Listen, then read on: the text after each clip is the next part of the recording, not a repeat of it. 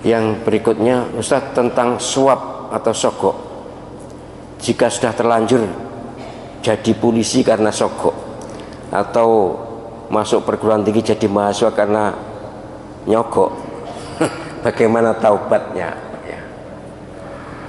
Sebentar, saya terangkan, ada pelicin, ada suap, ada sogok ya. Singkat saja, pelicin itu kita memberi seseorang, kita berhak ya, tapi oleh orang itu tidak diberikan, tidak diproses, tidak diurus, karena kita tidak memberi, maka kita terpaksa memberi demi tercapainya hak kita. Itu pelicin namanya. Itu kita tidak berdosa, yang menerima berdosa. Kita karena menuntut hak kita, kalau tidak kita memberi tidak dapat hak. Ujian sudah lulus, ujian PNS sudah lulus, tapi tidak diurus oleh bagian kepegawaian, diumbar mereka awal ide gak bayar, terpaksa bayar, itu pelicin. Kemudian suap, suap itu kita ujian pegawai misalnya, yang bu lulus bunda, tapi supaya lulus kita memberi, itu namanya suap. Itu yang memberi dosa, yang diberi juga dosa ya. Tapi masih agak relatif medium, menengah. Yang terberat adalah sogok. Sogok itu jelas tidak lulus, lalu kita memberi supaya lulus, itu namanya sogok. Nah ini yang ditanyakan, suap atau sogok ya begini. Beginilah sudah, ini angel dibahas. Memang penjenengan makin bertanya akan makin sulit ya, karena saya harus menjelaskan apa adanya. Kalau menurut mutasawwifun, para ulama tasawuf, ulama akhlak ya, ulama spiritual, juga termasuk mazhab Hambali ya. Ingat saya, mazhab Hambali termasuk yang begini. Jadi kalau mendapatkan pekerjaan jalannya haram, maka gajinya juga haram. Abot ini, abot. Dadi polisi, leh dadi mergo nyogok, ya sudah selamanya dapat gaji berbau sogok. Dadi mahasiswa, iso dadi mahasiswa karena nyogok, karena memberi, sebenarnya tidak berhak atau tidak lulus, atau belum tahu lulus atau tidak, tapi memberi, maka ya dapatnya, ya dapat ilmu mungkin, tapi status hukumnya sebagai mahasiswa itu haram. Ini yang mutasyaddid, yang keras.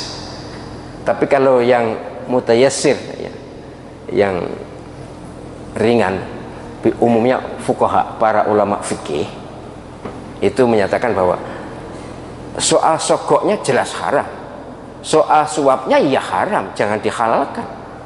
Soal riba juga haram ya, dan seterusnya. Haram ya haram. Tapi kalau jadi polisi itu halal atau haram? Jadi polisi tidak usah dilihat mengapa jadinya, tapi pekerjaan polisi itu halal atau haram? Halal.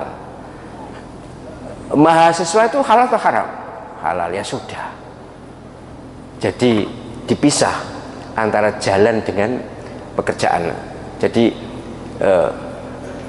misalnya cangkulnya curian, tapi untuk pekerjaan nyangkulnya ya dapat uangnya ya uang buru nyangkul, ya nyangkul itu halal ya berarti uangnya halal. Tapi nyuri cangkul itu ya dosa, tapi tidak dikaitkan dengan kerjanya, karena kerjanya adalah sendiri. Ini perspektif fikih ya. Sama dengan kemarin itu apa, kemarin itu sholat, tapi ya sholat kerjanya di apa, di pabrik bir pabrik minuman keras.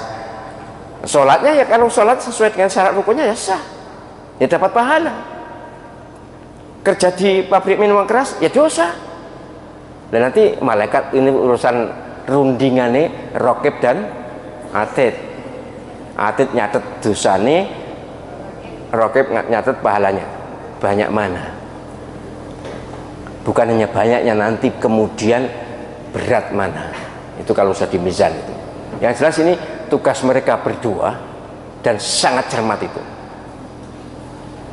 Ya, wa wudi'al kitabu fatal mujrimina musyfiqina mimma fihi wa yaquluna ya wailatana ma li hadzal kitab la yughadiru saghiratan wala kabiratan illa ahsaha. Masyaallah. Nanti catatan amal kita ditunjukkan kepada kita semuanya, dan kita sangat terkejut, semuanya sangat terkejut. Loh, ternyata semuanya tertulis, yang kecil yang besar tertulis, dan kita semua akan menemukan apapun yang kita lakukan di kitab itu, di buku itu, di catatan itu. Hanya memang kalau catatan itu, kitab itu banyak baiknya diterima dengan tangan kanan, kalau banyak buruknya diterima dengan tangan kiri. Itu aja, itu tandanya sudah tanda dari awal sudah kelihatan. Na'udzubillah, memang berat sekali. Moga-moga tidak dengan tangan kiri ya. Moga-moga kita semuanya menerima catatan amal kita dengan tangan kanan. Amin ya rabbal alamin. Jadi gitu ya, hukum ini ya jadi polisi halal ya sudah. Bagaimana cara tobatnya lah ini penting. Yang terpenting justru ini. Wes kelakon kan sudah dijalani kok. Iki paling yang bertanya ini mungkin ya sudah dijalani, jadi polisi nyogok, gak nyogok ya gak iso dadi polisi kan gitu kan. Tapi polisi di Afrika sana ini, bukan di sini, di Indonesia tidak ada gitu-gitu, tidak ada. Atau tapi semuanya.